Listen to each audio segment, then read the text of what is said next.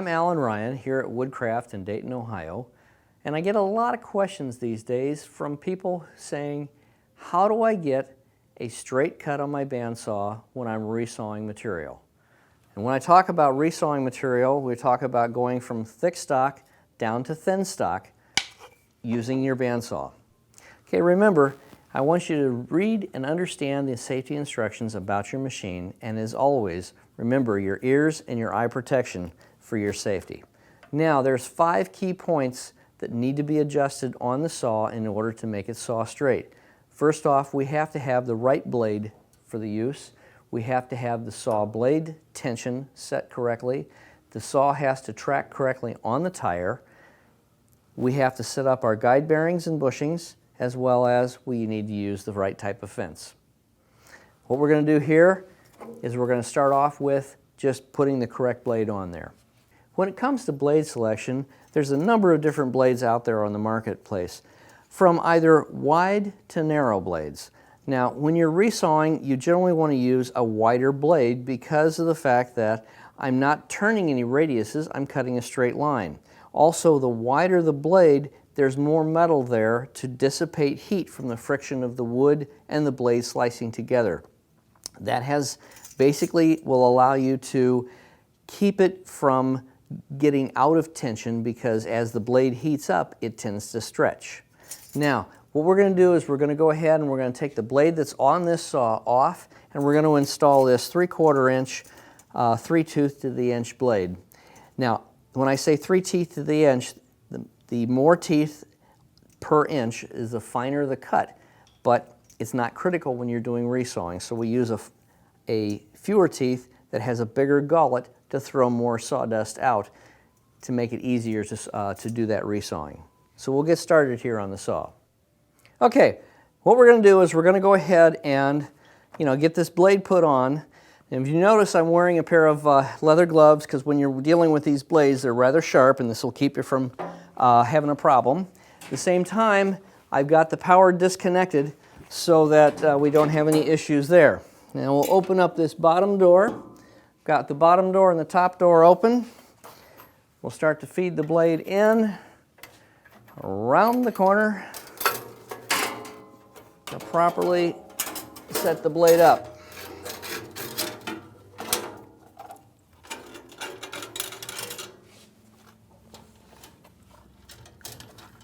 Okay.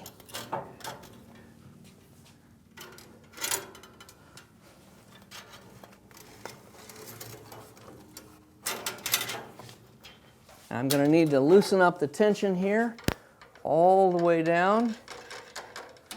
There we go.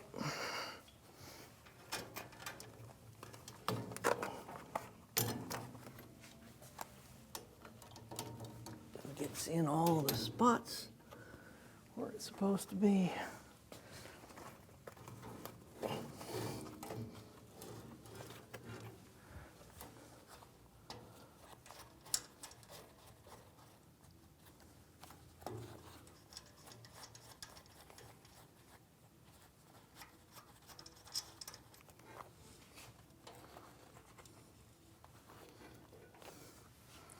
Okay, now I've kind of got the blade on in position, and this is when I'm going to start to add some tension to it, and just in order to get the blade to properly adjust.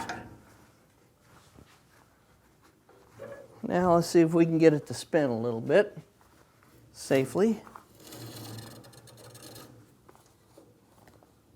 Okay. Okay, now that we've got the blade on the saw, and we've added a little bit of tension to it so I can spin it freely like this, as you can see here. What I need to do now is I need to use the tracking control, which is in the back of the saw, to adjust this wheel. That way I can get the blade to run dead center of the crown of the tire. Now again, if I'm working with a narrow blade, I would put the teeth in the center on the crown, but I'm working with a wide blade. So I've got a little control back here which just simply tilts this blade in and out, and as I run this by hand, I can adjust and then get that blade to either run forward or backwards on the saw, and now I've got it set dead right. So I'll lock that into place. At this point, what we've got is my guide thrust bearings are away from the blade, front and back, top and bottom. Okay, I'm going to make sure they're locked down so they won't be a problem here. They won't move on me. Okay, and at this point, we're going to put our deal back in here, and we're going to step back from the saw. I'm going to stand behind the saw, connect the power. And the reason I stand behind the saw is so if the blade would come flying off, it's going to come this direction, and I'm going to be in the opposite direction.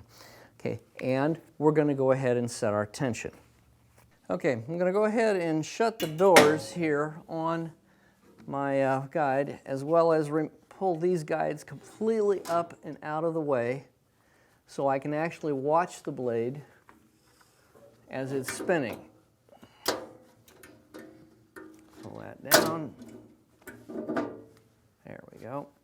Okay. Now I'm going to turn on the power. And if you notice, my blade's fluttering a lot here. So I'm going to be increasing my tension here. I have a tension gauge which gives me an idea of where I'm going. And it's going to keep increasing the tension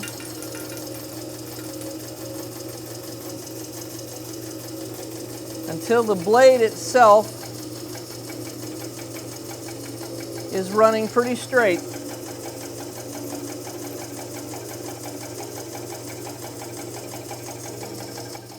Okay. My blade's running pretty straight. I've got decent tension. I'm not really worried exactly if it's sitting on the 3/4 or not, because I am using the 3/4 blade. The more important, this is a low tension blade. I'm just watching the blade itself as it runs. Now I'm going to shut the whole thing down. Again, standing behind the saw for safety. At this point is when I will then bring my saw guides up and my bearings and set my bearings. Okay, the saw has completely run. Now it's stopped. Okay, the blade. So we're going to bring this down and unplug the saw once again. And now we start to make the adjustments on the bearings. Now I've got two sets of bearings here. I've got a thrust bearing which runs parallel to the blade in this direction, and then I've got two guide bearings from here. Now the guide bearings are just simply to guide the blade so that you don't end up with a bunch of side-to-side tension. Okay, the thrust bearings in the back keep the blade from pushing off and pushing it off the wheels up front. So the first thing I'm going to do is I'm going to adjust the bottom guide bearing. Open this up so I can adjust, feel for adjustments here. Now what I've tried to do, this is most difficult for you guys at home to see this because I'm working down below the surface of the table. We'll better see it up here, but what I'm doing under the table is the same configuration we've got sitting here. I'm adjusting this bearing right here so that it will go up to and just kiss the back of the blade, and as I spin the blade, it tends to just spin. That way, as the blade doesn't have any push back against it. The other thing I'm doing is I'll undo this little lock here, and I'm pulling these bearings forward, as you can see here, but I don't want to bring them all the way into the gullet. I want to keep them behind the gullet. This blade has got set on it, and one of the things that's important is you've got to have set going in both directions. If you knock it out of one side or the other, it will tend to follow the set, and you'll get a cut that's not straight. Okay? Now I've got that done. Now I'm going to go up under here and make one adjustment in the bottom with an Allen wrench, and just give me a brief moment here to find it. What I'm doing down here in the bottom is I was just adjusting the side bearings, or the guide bearings, and getting them into position so that they spin freely, but they give me enough of a guide. Some people will say these need to be set that you know, so many thousandths inch or to the thickness of a dollar bill. What I usually do is if I can see a little light between them, that's good enough for me. Because again, these aren't really keeping the blade straight, they're just keeping it to a point where well, I guess it is straight. Tighten those down a little bit. Okay, now as I go and spin this blade, the blade's going to function properly. Occasionally it'll hit the guide bearing, and as you can see, it'll move. Okay, and my thrust bearings will move. Now I've got the blade set nice and straight. It's been put on the wheel. We've got the tension set nicely. We've got tracking set. I've got the bearings all set up. I've got a good blade. And we're now ready to talk to you a little bit about the type of fence. Okay, now what we need to do is we now need to bring our fence up. And the thing is, if you notice here, there's actually two different types of fences out there. This one here, which is a single point fence, which allows me to take the material and steer it through the cut, so that if I do have a little bit of a problem here with the blade where it's a little dull or what have you, and I'm getting a little wander, I can steer it. If I want to cut a veneer, I'm going to use strictly the straight fence. Now, I've got a shorter board here and it works out fine. If I'm going to be cutting a tall piece of material, then I really should have either a taller point fence or a taller fence. And you can just screw on a nice piece of you know, Baltic birch plywood or something on there in order to achieve that. But what I'm going to do is I'm going to first, and we're going to use the point fence, and I'm going to mark a guideline. So I have something to guide myself with, and I'm just using a simple marking gauge. Set it off to here. Got my push stick that I need. I'm going to put on my ear protection. I have my eyes on, and we're going to go ahead and connect the power at this point. We'll pull the fence up here.